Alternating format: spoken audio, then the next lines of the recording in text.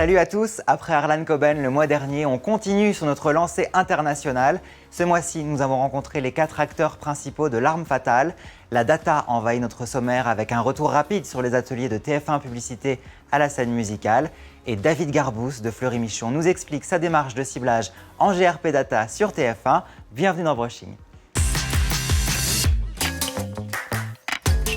La première saison s'achèvera le 27 juin sur TF1. Elle réalise un carton tous les mardis soirs. L'Arme Fatale ne s'enraye pas. De passage à Paris, les acteurs n'ont pas caché leur plaisir d'incarner les héros de cette adaptation très originale. Ils nous expliquent le succès mondial de la franchise. Voici notre RSVP. Mais qu'est-ce que c'est que ce délire Martin Riggs, on va faire une super équipe. La nouvelle Arme Fatale de TF1, la voici. La série adaptée de la franchise des années 90 booste les audiences du mardi soir depuis son lancement. De passage à Paris, les membres du casting sont passés nous voir. Bonjour, Brushing. I play Roger Murtaugh.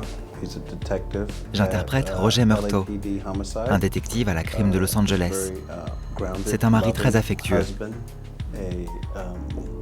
Il est très proche de sa fille. C'est un excellent policier, mais il a eu une crise cardiaque. Il a maintenant un peu peur de faire son travail.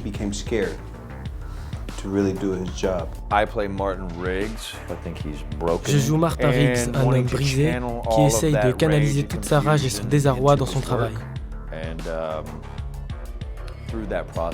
Dans ce cadre, il va rencontrer Roger, qui va, avec sa famille, lui redonner de l'espoir.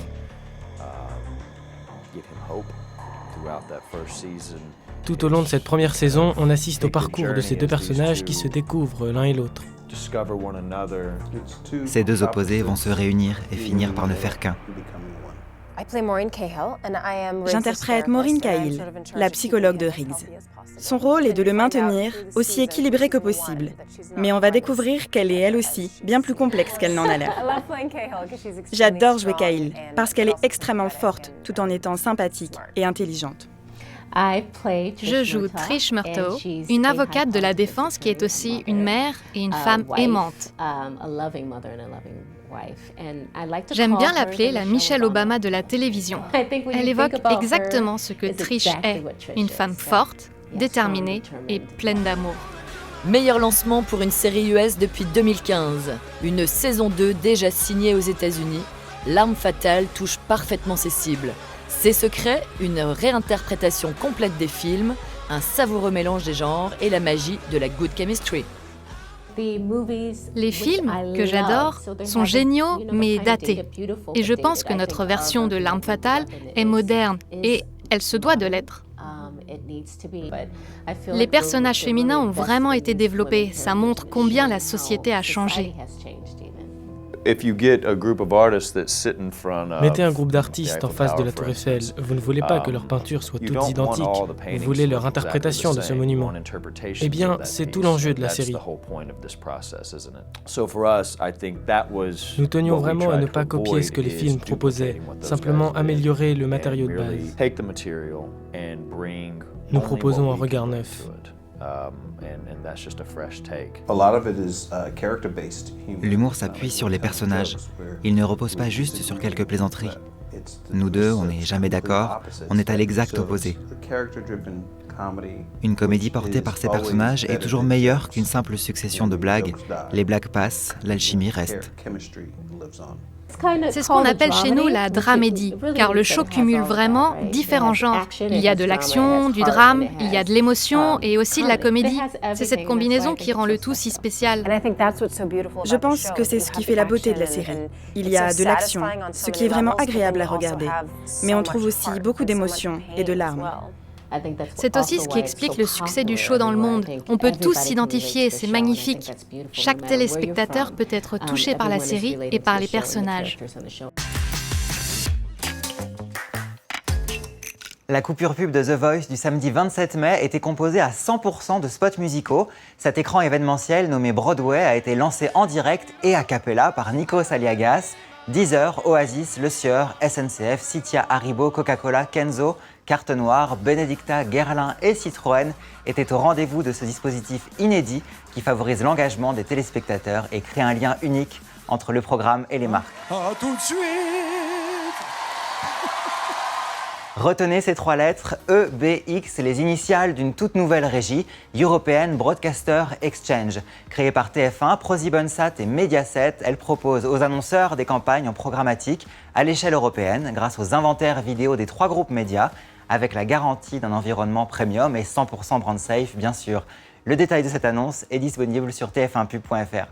Futile, la pub, le nouveau numéro de notre magazine REF prouve bien le contraire. Consacré à la communication RSE, la responsabilité sociétale des entreprises, il démontre tous les avantages d'une politique de marque engagée. Bénéfices d'image, process repensé, enjeu business, le jeu en vaut la chandelle. Nos partenaires ont été nombreux à laisser leur empreinte positive dans ce numéro. Si vous ne l'avez pas reçu, vous pouvez le consulter en ligne dans la rubrique Showroom de notre site. Visez juste et visez bien, le GRP Data, vraie tendance des derniers upfronts aux États-Unis, est déjà proposé par TF1 Publicité depuis 2015. Pour illustrer son efficacité, Brushing est allé à la rencontre de Fleury Michon et de son agence Business. Biocitoyen acheteur de jambon, ce segment de téléspectateurs a été exposé au spot de la marque pour plus de pertinence, moins de dispersion et une meilleure performance. Voici nos invités de marque. Et aujourd'hui, il faut aller encore plus loin. On réinvente les filières, on change les relations avec les éleveurs, avec les distributeurs et avec vous. Fier de ses produits et grand activiste du manger mieux, Fleury Michon incite ses consommateurs à vérifier la véracité de son discours. Alors, il y a beaucoup de questionnements aujourd'hui sur le sujet de l'alimentation en particulier et les consommateurs ne consomment plus la télé de la même façon qu'ils la consommaient il y a encore 5 ans. Ils attendent des marques qu'elles donnent des preuves de leurs promesses, qu'elles s'engagent. Afin de s'adresser à ses consommateurs, la marque a créé une cible custom, attitudinale et comportementale. Les biocitoyens, acheteurs de jambon cuit. Effectivement, pour nous, l'approche a été, depuis 2 ans, d'accompagner la marque dans ce ciblage comportemental, c'est-à-dire d'aller au-delà de l'âge et de la CSP pour cibler la population, d'intégrer de la data comportementale via Kantar Media, en créant des cibles qui rejoignent le territoire de marque Fleury Michon, venez vérifier. Et cette année, grâce à TF1, grâce à un partenariat, nous avons développé une cible ad hoc pour Fleury Michon qui associe le GRPQA, donc qui parle de quantité, à de la data comportementale. Quand on dit industrie agroalimentaire, les gens pensent élevage industriel. Et c'est pas rassurant. Pourtant, certaines grandes marques n'hésitent pas à faire appel à des éleveurs qui travaillent différemment. Comme nous. Donc c'est vraiment la jonction entre la puissance et l'affinité que nous recherchons en télévision aujourd'hui, puisque finalement, on veut être vu, mais on veut être bien vu. Et donc, bien vu, ça veut dire une moindre intrusivité, une meilleure acceptation de la marque et beaucoup d'atouts pour la marque au final en termes de retour sur investissement. Initié par TF1 Publicité en 2015, le GRP Data est aujourd'hui au cœur des stratégies business des networks américains. Le GRP Data est ouvert sur 44 marchés de la grande consommation. Il apporte la granularité de ciblage du digital à la télé, afin de concilier branding et performance. Cette démarche qu'on initie avec Fleury Michon va occasionner une campagne plus efficace et un meilleur ROI. C'est d'ailleurs intéressant de constater qu'aux États-Unis, la plupart des grands acteurs de la télévision, que ce soit Fox, Viacom, Turner ou NBC, sont en train de construire des GRP data sur des croisements de comportements d'achat et d'attitude, à l'instar de ce qu'on met en place en ce moment pour Fleury Michon. Tout le monde est persuadé que demain, on mangera moins bien. Moi, je pense pas. On a déjà des premiers retours qui sont extrêmement intéressants sur la diffusion de ces spots. Pour nous, il y a une étape qui manque encore et qu'on a compris qu'on allait pouvoir franchir avec TF1 en septembre, et on donne rendez-vous à tout le monde là-dessus, c'est qu'effectivement, on puisse, au-delà de ce ciblage télé, pouvoir proposer de prolonger l'expérience via le ciblage data sur l'ensemble des outils digitaux à la fois de la marque et de la chaîne, en utilisant justement ce croisement de data pour pouvoir prolonger le contenu, donner du contenu additionnel et proposer aux consommateurs de s'engager avec la marque et avec la chaîne dans l'esprit du manger mieux. Venez vérifier par vous-même. On vous attend.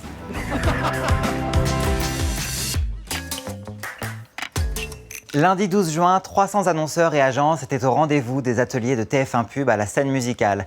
De l'émergence du GRP Data outre-Atlantique à la présentation de TF1 Analytics, nous vous proposons le replay entier de l'événement sur tf1pub.fr. Et si vous êtes très pressé, voici un condensé de la matinée en 1 minute 30 chrono. Voici notre instant replay. Les derniers ateliers de TF1 Publicité étaient consacrés à la data. Résumé express. Il y a 2 ans, nous lancions le programme One Data. J'espère que vous constaterez ce matin le chemin que nous avons parcouru et surtout le chemin qui nous reste à parcourir ensemble. On a parlé un peu technique. People-based marketing, frictionless, trafic, tracker, call to action, brandformance. On est parti voir ce qui se faisait chez NBC. Les cibles data et les GRP data, c'est 10% de leur inventaire. C'est $1 milliard et ce n'est plus du test and learn. Et puis on est revenu voir ce qu'il se passe chez nous. C'est vrai qu'en France, on n'est pas du tout à la traîne et ça fait même 5 ans qu'on met à disposition du marché, dans les outils de média planning, autre chose que des cibles socio-démo. On vous a présenté le meilleur du drive to web. On va mettre en place une détection automatique des spots de publicité pour matcher la diffusion d'un spot avec ce qui se passe sur le trafic de votre appli. On est revenu un peu en arrière avec des best cases qui changent la donne. On a fait 8 campagnes en IPTV géolocalisées et on a diffusé sur ces tests 6 millions d'impressions en IPTV. Et puis on s'est totalement projeté dans le futur. Avec la télé adressable, on sera capable d'adresser en fait des communications sur l'ensemble de nos audiences cibles avec en fait une finesse beaucoup plus importante. On diffuse aujourd'hui sur l'écosystème MyTF1, TF1 Publicité, 80 millions de spots par semaine, 80 millions d'occasions de construire un asset industriel en plus d'une diffusion média. Et si vous en voulez encore, vous pouvez revoir l'intégralité des ateliers sur tf1pub.fr.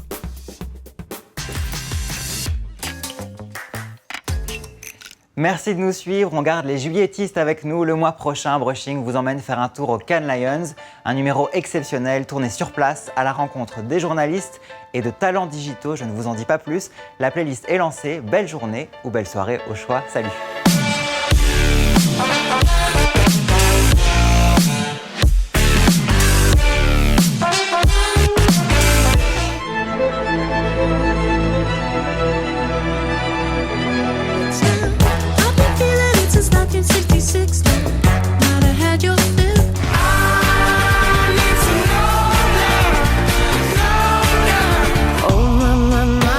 You do to me like lightning when I'm swimming in the sea.